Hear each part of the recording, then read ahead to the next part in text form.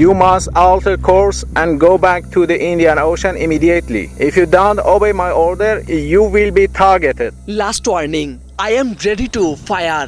এমন বার্তা শোনার পরই হরমুজ প্রণালীর পূর্বাংশ থেকে ভয়ে পিছু উঠতে দেখা যায় মার্কিন নৌবাহিনীর দ্রুতগতি সম্পূর্ণ এবং অত্যন্ত শক্তিশালী যুদ্ধ জাহাজ ডেস্ট্রয়ারকে। এমনটাই দাবি করে একটি ভিডিও প্রকাশ করেছে ইরানের ইসলামী বিপ্লবী গার্ড বাহিনী। Attention all vessels in Oman Sea. This is Iranian Sepah Navy.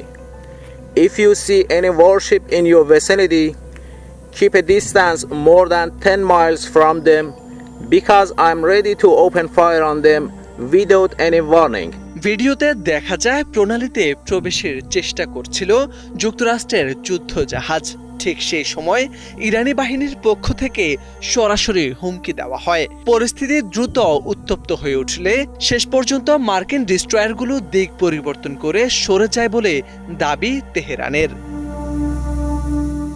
এক বিবৃতিতে আইআরজিসি জানায়, হরমুজ প্রণালী অতিক্রমের চেষ্টা করা যে কোনো সামরিক জাহাজের বিরুদ্ধে কঠোর ব্যবস্থা নেওয়া হবে।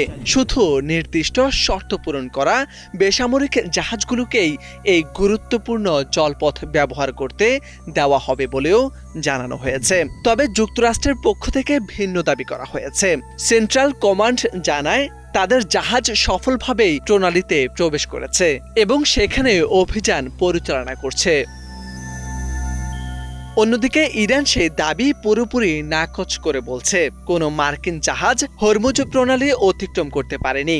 দুই পক্ষের বিপরীতমুখী বক্তব্যে নতুন করে প্রশ্ন উঠেছে, প্রণালীতে আসলে কি ঘটেছিল, কে সত্যি বলছে, আর এসব উত্তেজনা নতুন করে কোন দিকে মোড় নেবে?